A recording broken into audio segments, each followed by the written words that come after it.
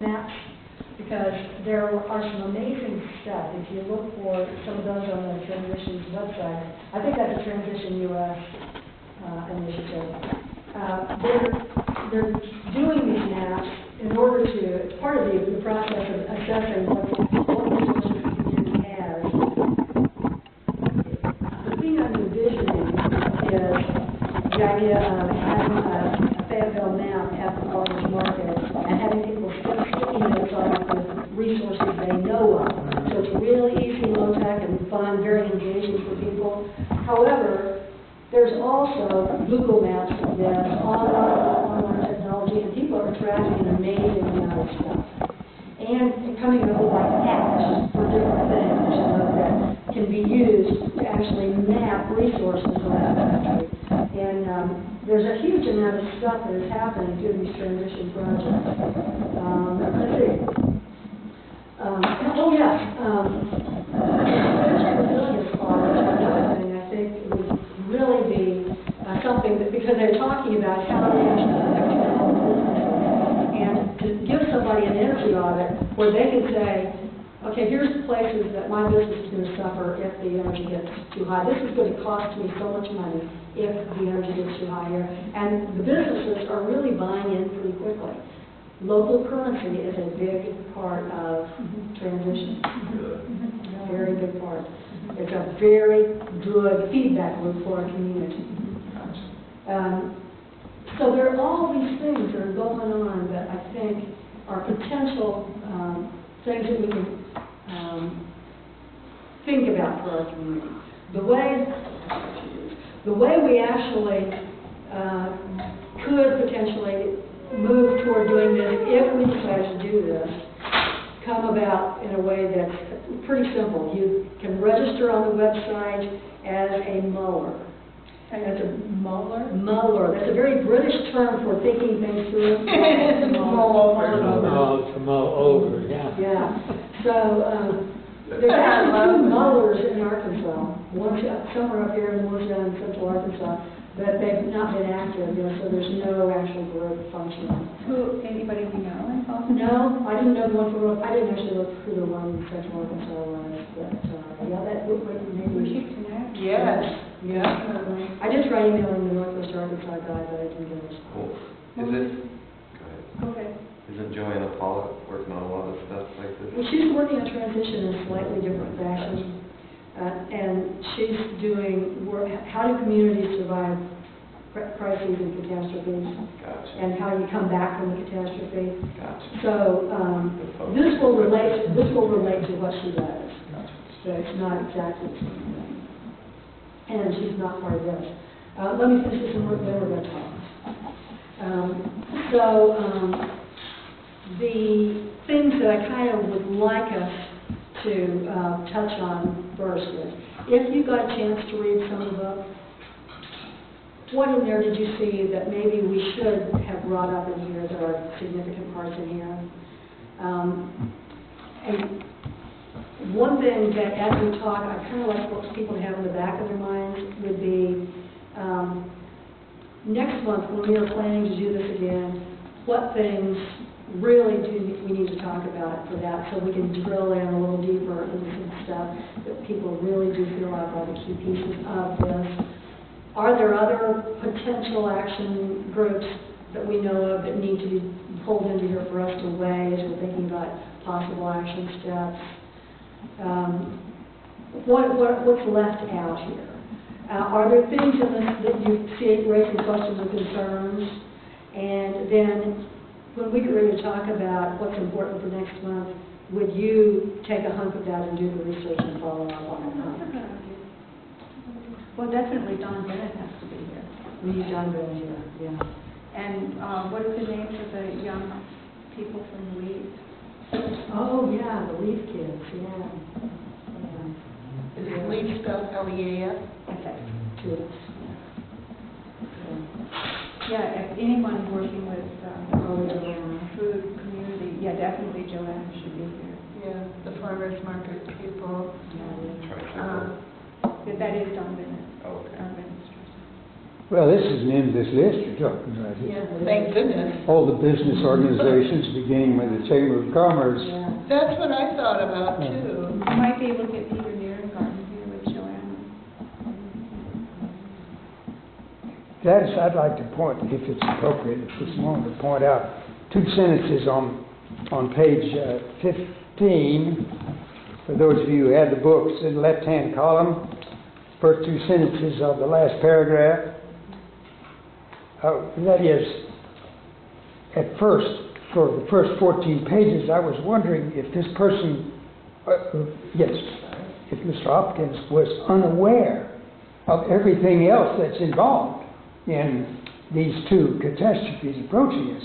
And here he makes crystal clear, he understands that there are other realms. This is one initiative of maybe countless ones. But here are the two sentences. Transition initiatives are not the only response to peak oil and climate change. Any coherent national response will also need government and business responses at all levels. Well, that's common sense, but unless they say it, you might think that they're not well educated. And he makes clear here that this is talking about this one approach when there are other worlds and other realms that we ought to know about. That seems to me a wise context. Well, thinking about bringing in businesses, I'm wondering if we should connect with Rich Cryer, who is sort of the chief manager of the local currency system that we have here. It is the commercial local currency system. I'm not terribly happy with it. I mean, it really hasn't worked for me, but it has worked for a number of people. And maybe, I mean, it definitely starts bringing some, these are conservatives we're talking about, who are working with local currency system. What's it called? The trade bank. Trade bank, and it's kind of business-to-business things. It is business to business, but it is sort of a pilot. I've talked to them. Years ago, I was talking with them more about trying to do something to bring it to the individual level, and they had that idea. But I mean, it's a money-making venture for Rock Wilkin, basically. So I'm not terribly happy with it, but it's a pilot project for local currency. It sounds like a beginning. Well, many of us here, all of us perhaps, remember your strong efforts to bring a currency to Fayetteville. I tried, but I don't balance my checkbook, so I'm not really the one who can do that. It was like, for me, it was like more philosophical, and I was looking for someone who would be willing to lead it, but I never really found anybody who could. See, this is the advantage of them being in Britain, is when they got to have their first, the way this process works is that they have a little group get together and start the process, and then when they get enough connections made, they have a launching. And at their launch, their very first launch, they got Bernard Latier. Bernard Littauer he's incredible. He's written all these books about the future of money. He was working in finance at the highest level. He designed the convergence mechanism that led to the euro. I mean, he was from Belgium. He worked at the highest level. And then he dropped the whole thing and said the only way we're going to survive is with local currency, talking about exactly the same things you're talking about, with diversity being a requisite for resilience, and saying the banks now are just going to topple over. They are not resilient. We do not have the diversity. How do you spell this last name? L-I-E-T-A-E-R. Technology is helping us in that regard with the new cryptocurrencies. And there's also, now they're talking about, Bitcoin and stuff like that. It's kind of crypto 1.0, really crypto 2.0, where they're developing, we're talking about community-controlled investment models. Well, if you're going to have a cryptographically secure token, that token could just as easily be for stock in a local company. And they also have what they call smart contracts coming along, so you can more or less anyone can create their own tokens for either coins or stock. I have my own Hawkeye Bank right here using Ripple technology. But even it's getting to the place where you can, these tokens represent shares in, say, a solar company or a pig train, and it will automatically pay dividends, for example. And so the whole management is done by software, by an algorithm. But, okay, here's the problem. It's against U.S. law, so we have to get the SEC out of the way. There's one state, I think Wisconsin, where they can do it locally because for some special reasons that basically the Securities Exchange Commission doesn't want anyone to be able to start a corporation. They want it all funneled through the regulatory apparatus where you have to pay millions of dollars to become a corporation. They don't like a people's corporation where anyone can generate shares and start up. Also, the transition is going to be really difficult for us older people who like paper. It's just scary because with all of the identity thieves and things disappearing, like from Target and records and these things. I mean, it's kind of hard to trust something that is just totally. Is it resilient to move away from paper? Or exclusively move away from paper? I mean, are computers and all of that going to survive all of this? I'd like to answer that. The Ripple technology is interesting that it more or less could get rid of all banking corporations because each person is his own bank. So you set up a Ripple wallet and you give your friends a line of credit, You say, buy like ounces of silver or something. And then, okay, if you want to pay someone in Amsterdam, well, I know Gladys knows such and such in New York, I know someone in Paris, I know someone in Amsterdam. So it's kind of that 6 degrees of separation. But do you have to have some kind of backing for this currency that you create? Did I give you silver? I'm backing mine by silver, but you don't have to have backing. It can be in labor. In other words, you can create any token you want and make on your webpage. You say, in my case, I want it backed. So I say, I'm paying in an ounce of silver, and I'll hold the silver for you. You deposit silver, and then you can start paying other people using the silver, and the system pays for it. So anyway, the 6 degrees of separation, the nice thing about it and how it gets rid of banking is, I'm only trusting Gladys to get paid from this person I don't know in Amsterdam. And I don't have to trust a stranger, I just trust Gladys. And if she gets near her credit limit, then I'm going to, go to Gladys and say, okay, you got to give me an ounce of silver or two. And if Gladys is hard up on her luck, I'm likely to let her slide. And on the other hand, since she knows me, I'm not a faceless corporation, so she's more likely to want to pay me back. So it makes everything local and just cuts out international banking totally. And it's totally decentralized like BitTorrent. So if any one person, if they come and take my silver, well, there's, thousands and thousands of other people that have their own local currencies or personal currencies too.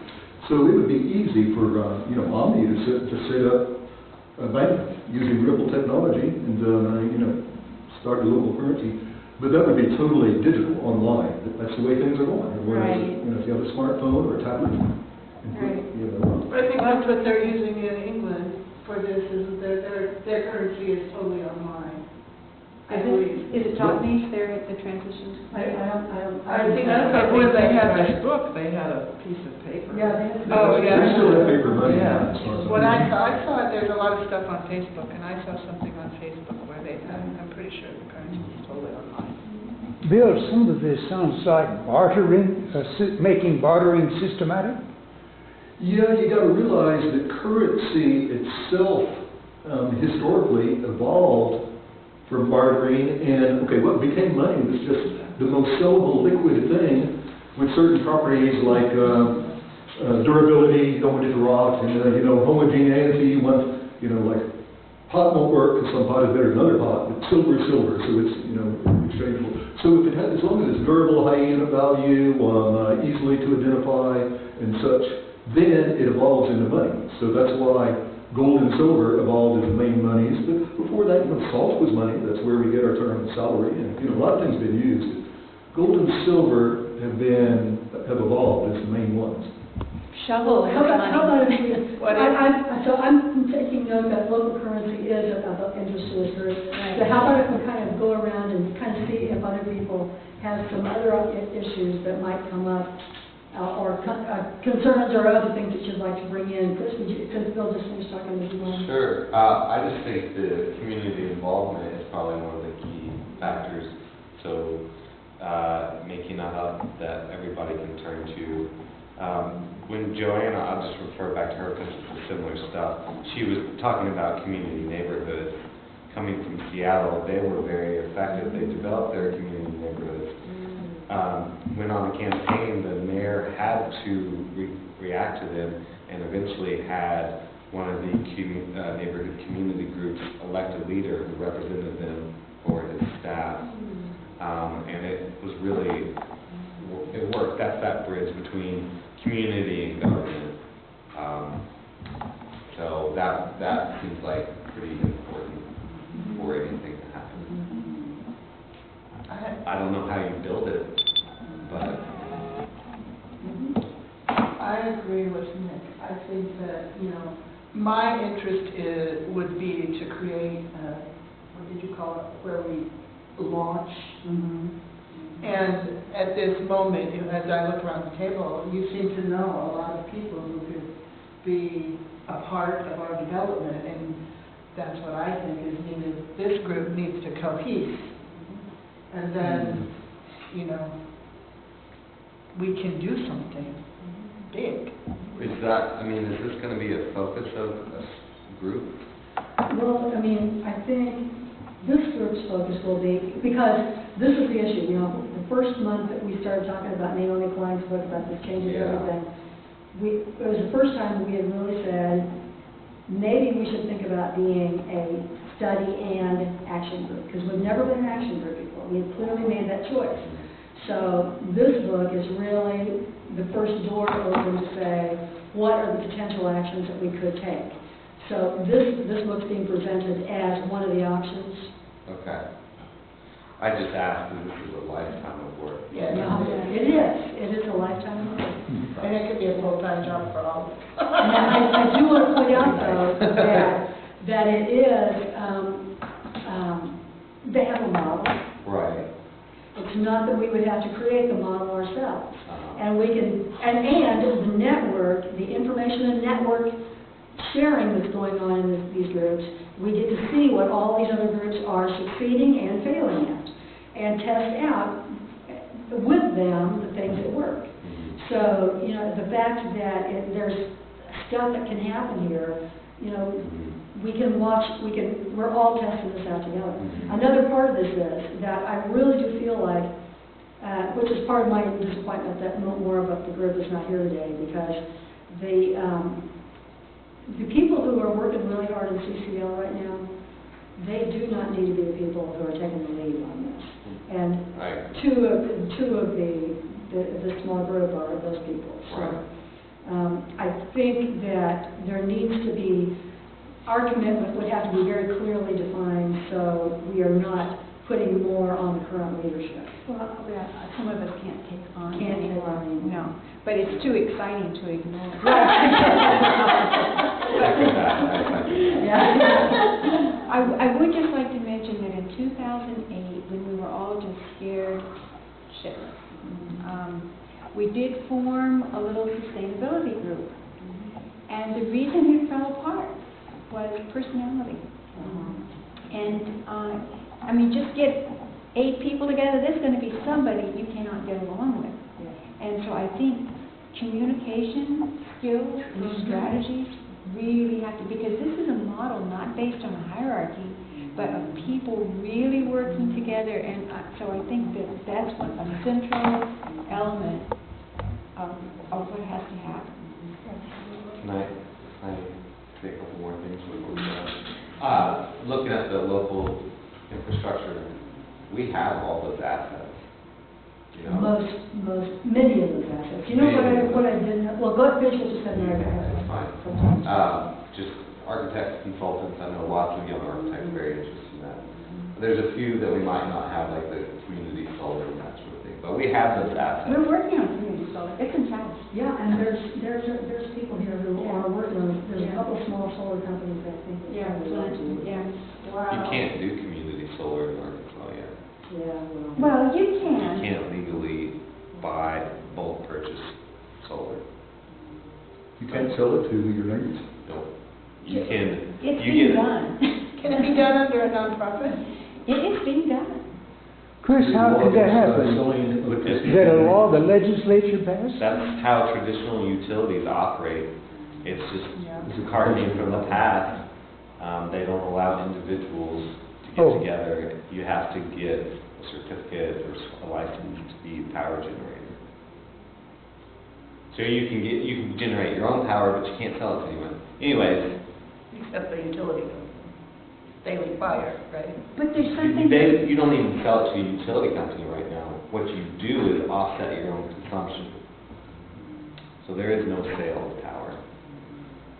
Anyway. So the major thing is getting rid of all this occupational licensures, and people can Yeah. buy and sell, all these restrictions on free Or trade. get around it somehow. And Colorado's done that, a lot of Northeast states have done it. We have a lot of assets. There's a big master plan for Fayetteville. I'd be curious to hear all that. There's all kinds of stuff going on.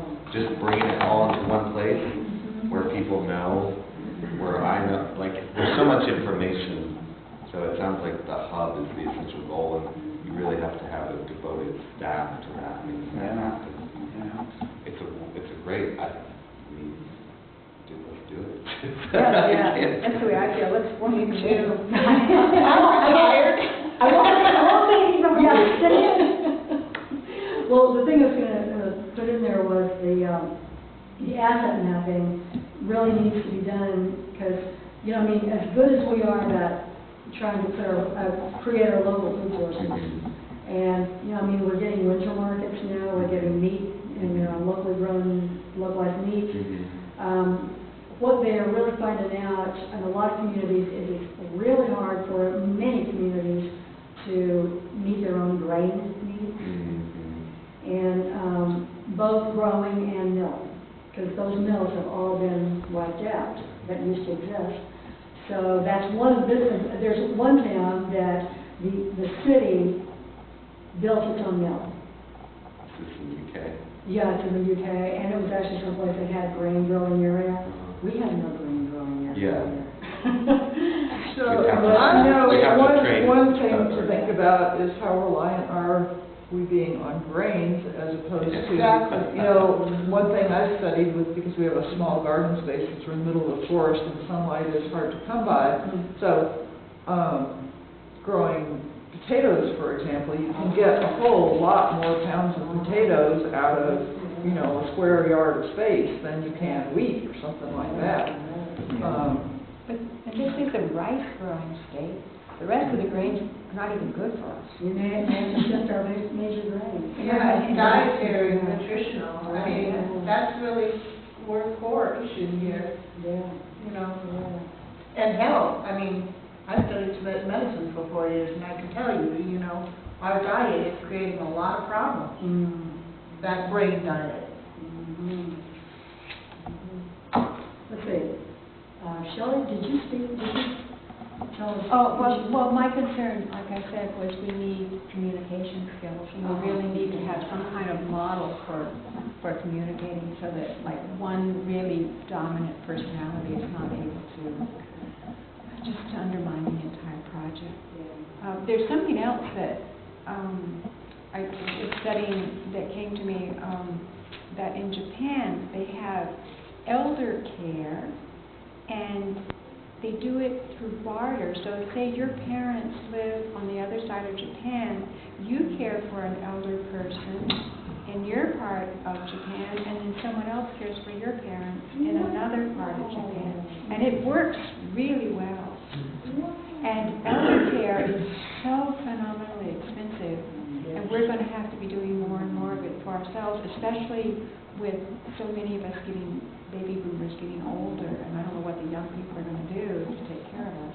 There are fewer of the younger people, so it's just thinking about that kind of thing. What is that called?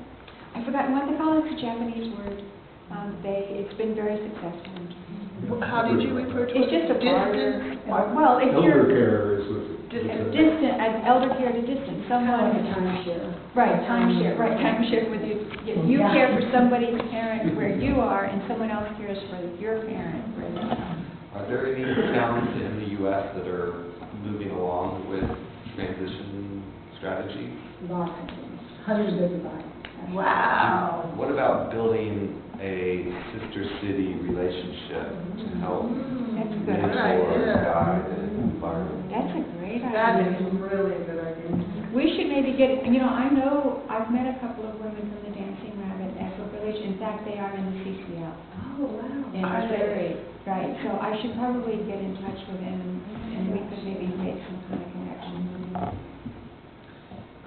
There's also, I don't know if you all are aware of this, but there are a number of communities that have been growing their own food and, being isolated on land that have done solar and organic farming and clothing exchanges, and they've done a lot of stuff.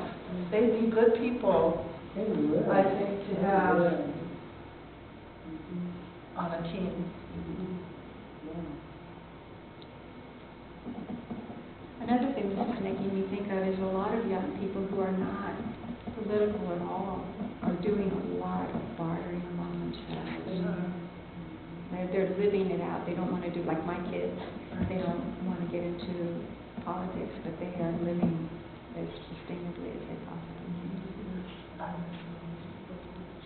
I have two friends who don't want to pay taxes to the war machine, and they simply don't make enough money to be taxed.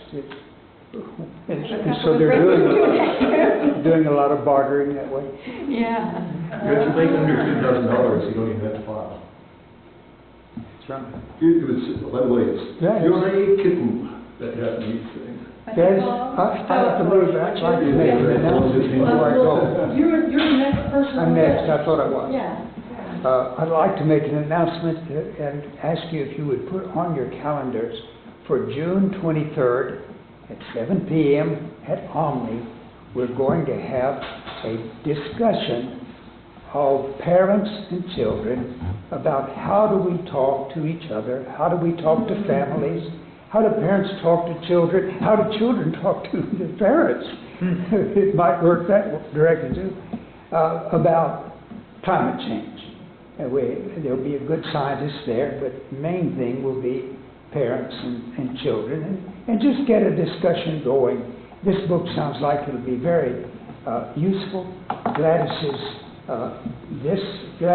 talk, Gladys herself, and the PowerPoint you call it, could be helpful to that too. But anyway, an attempt to start to help people like me to talk to 3 generations of girls.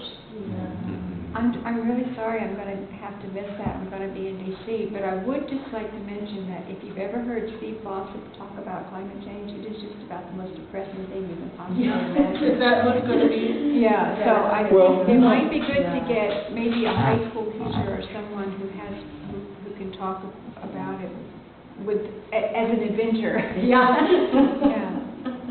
Well, What is his name? this isn't, I didn't invite Dr. Voss to come and give a lecture.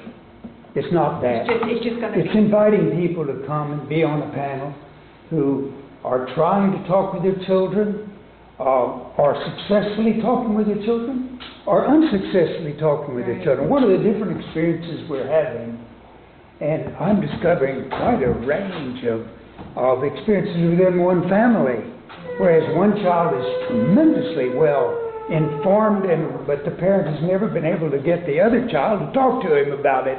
So we'll start maybe this way, talking about families and how we get through this with each other. I think it's a great idea. It's the 23rd, 7 p.m. at Omni. You tell everybody, but we'll start the publicity soon. Gladys will have it happening.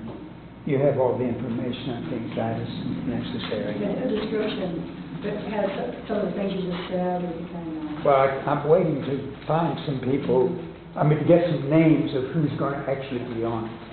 But one is Miss Sawyer. Yes, I know about that. Yeah. She'll be on. But did you have thinking about the book, things in the book that you could just toss in here before you go? I've said the main thing. About this book, Yeah. I've said the main thing. The second thing would be, am I sounding cautionary? The second thing is it's 2008. It's out of date scientifically in several places. There's a new book out. that stand out. Well, I have, New edition? well, we will also be talking about the 2012 book. He has a new edition? There is a new edition. I just got it in the mail. Yeah.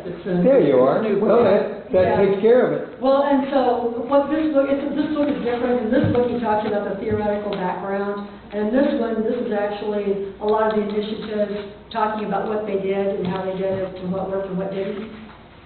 Great, so that's what we're gonna do next month, and we're gonna try to get a lot of people there. Now, wait a minute. Have we decided on the book next month already? We're doing that book. We're gonna do the second book. Does that mean I should be ordering some of those? Yeah, probably should order some of these. How many?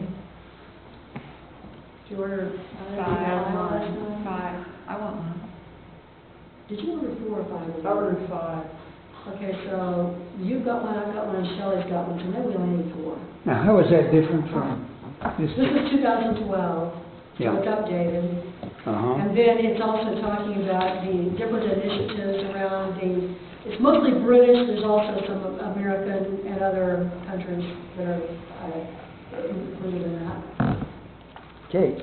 I wonder if we could get Flynn here to talk about the solar, because Chris brought up some points that, I mean, at talking with Jerry, it didn't sound, I mean, he's done a lot of it, but Jerry has talked about shared net metering, where people can, like, buy a solar panel and put it, like, they don't have a place to put it at home, they can put it, like, in a big area with a whole bunch of other people, and they share the net metering together. As far as I understand, that is legal.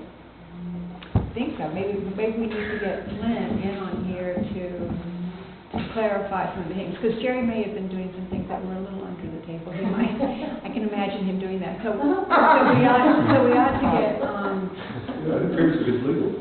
right, exactly. That's the way I feel too. But Flint would give us the rules and regulations as they are written. It would be good for us to know, so we know what to break when we need to. Gladys, I do have something to add. Okay. This is going very rapidly here, in the last few minutes. This is a book forum, has always been a book forum since 2006. It's older than Jean, you said. So that I don't want to see us lose that. Our discussion now seems to swerve suddenly, completely, into an action group.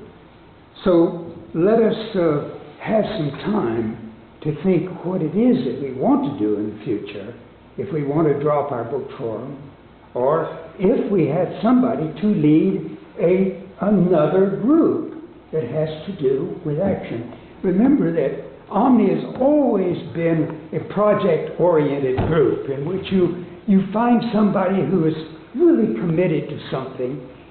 And so we started with a book forum, and several of us were interested in studying all the best books. And then Shelley and Robert had started the Fee Dividend project, which has been wonderful and is related to the book forum, but separate. And so now let's think about us having another group and not lose our book forum, because so many books are being published. There's such an outpouring, a hopeful outpouring of scholarship about the future. I think this transition project, the transition initiative would be way bigger and different than Yeah, I think it would be what much this group harder. is. I think this group is just kind of focusing on it and maybe getting something Brainstorming. started, is my impression. Well, I hope so.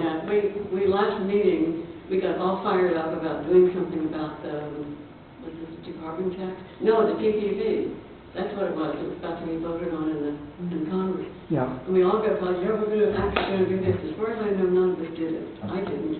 Oh, no, there were several letters published on TPP. It was from this group. Yeah, I'm trying to think.